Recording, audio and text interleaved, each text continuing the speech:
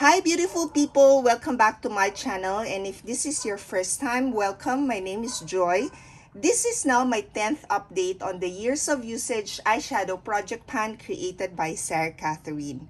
The goal of this project is for me to use each of the eyeshadow in the project 23 times because we are in the year 2023. I have 4 eyeshadow palettes in this project. So we have here this Beauty Glaze Perfect Neutral eyeshadow palette, the Glam Metals from Crown eyeshadow palette, Soft X from Makeup Revolution London eyeshadow palette, and lastly, this Trench Coat Showroom from Etude House eyeshadow palette. The total number of eyeshadows in this project is 62, but I am targeting to hit 23 uses on 45 eyeshadows. I've mentioned in my previous update actually that the 45 goal that I set is unachievable.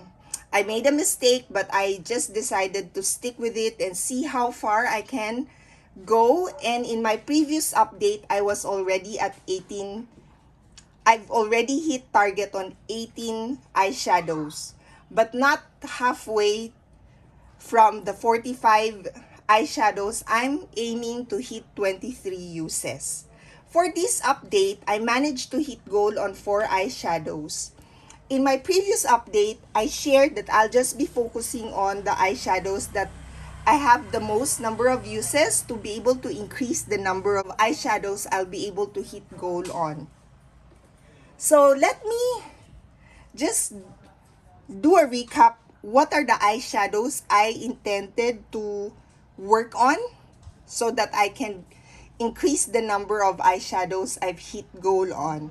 From the Etude House, I have the Room Lighting shade.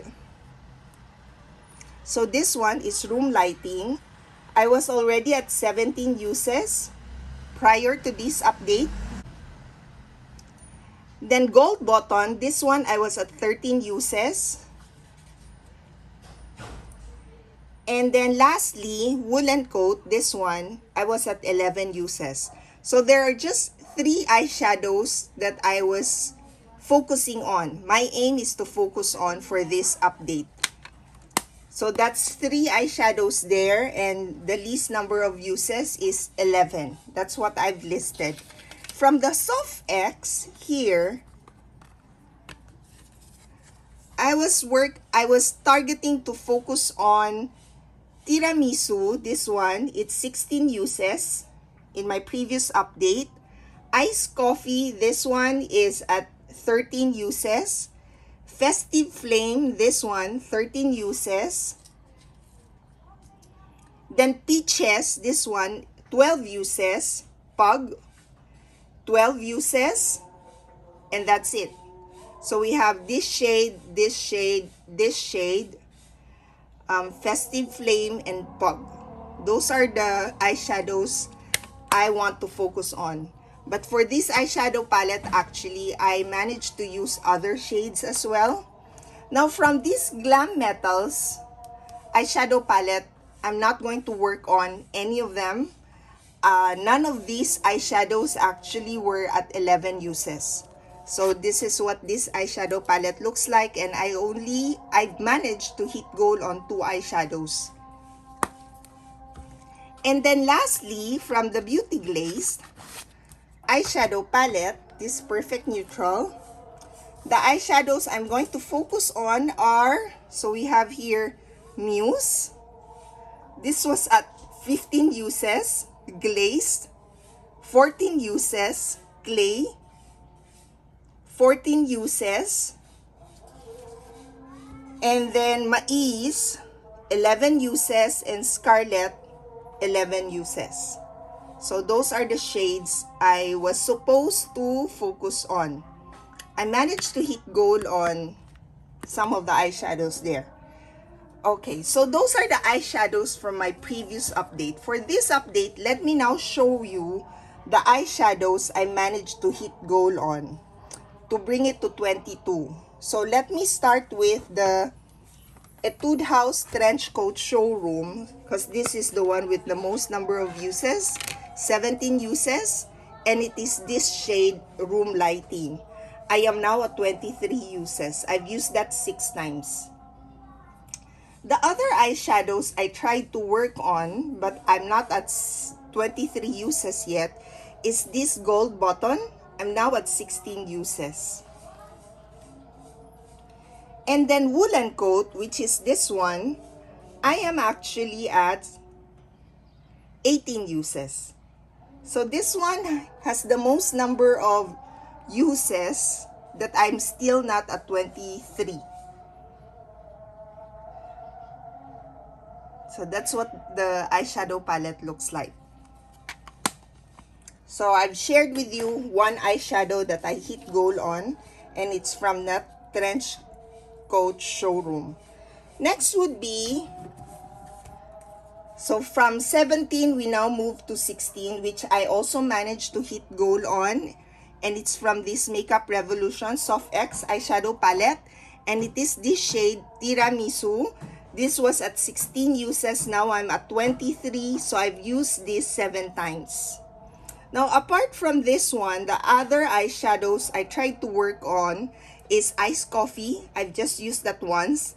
Festive Flame, I also used that once.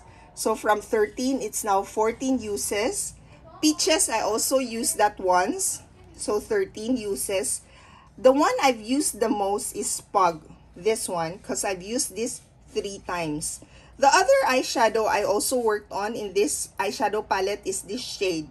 This shade is Golden Bronze, something like that. That's the name. Yeah, so that's what the eyeshadow palette looks like now in this 10th update. So I've now hit gold on 2 eyeshadows. So you now know that in the Beauty Glaze Perfect Neutral eyeshadow palette, I've hit gold on 2 eyeshadows. The most number of uses in my previous update is this shade, Muse. I was at 15, but that's not the shade I hit gold on. I only used that 3 times. The eyeshadow I hit gold on is Glazed. So I was at 14 and now I'm at 23, so I've used this 9 times. And then Clay, also at 14 uses, and I'm now at 23 uses. So these are the 2 eyeshadows I hit gold on for this project, for this update rather. The other eyeshadows I tried to work on is this shade, Mais. I've used that once. So these are the only 3 eyeshadows I actually worked on in this eyeshadow palette. So Mais was also part of the eyeshadows I'm going to focus on because it was at 11 at that time. Now it's at 12 uses. So just a recap, I was at 18, now I'm 22 because I have hit gold on 2 eyeshadows here, 1 eyeshadow here, and 1 eyeshadow from this eyeshadow palette. Now for my next update, the eyeshadows I'm just going to focus on, still nothing from the Glam Metals, and still from these 3 eyeshadow palettes. The eyeshadow I'll be focusing on from the Beauty Glaze Perfect Neutral will be Muse. This one, the most number of uses is 18.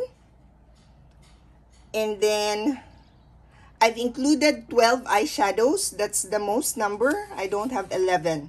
So it's 12 to 18. And 12 uses would be Sienna, this one, and then Mais, this one.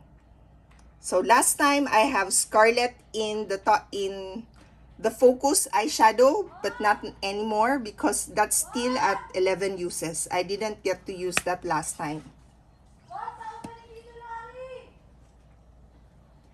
And then from Etude House, also 18 uses is Woolen Coat, this one. And then the other shades would be Gold Button. This is at 16 uses. And that's it. So just 2 eyeshadows from this eyeshadow palette. And then from Soft X, there are more eyeshadows. There are 5. So we have this Pug. This is the most number of uses now. at 15 uses, followed by iced coffee, this one, 14 uses, and festive flame, also 14 uses. And then we have peaches at 13 uses and pink champagne, this one at 12 uses. So those are the eyeshadows I'm going to focus on. And hopefully I get to hit 23 uses in some of these eyeshadows to bring it to a little over 50% of my target of 45 eyeshadows I hit goal on. Now, for this update, I only managed to actually use in total 59 uses. So in my previous update, I was at 78, but now I'm just at 59. And the reason for that is actually I was traveling for a week and I forgot to bring an eyeshadow palette. I just simply forgot to put it in my bag. So that was the reason why I didn't get to use any of these eyeshadows. I was targeting to bring at least one of these. I'll be using the eyeshadows from that eyeshadow palette. So that's one of the reasons why it's only 59 uses for this update. So yeah, I'm planning to actually have more frequent update before the year ends. So I might actually do like a 2 weeks update and show you where I am. Hopefully the update would be significant before I finally say this is my update for the year 2023. Yeah, so that's it. Thank you all for watching and I hope to see you in my next video. Bye!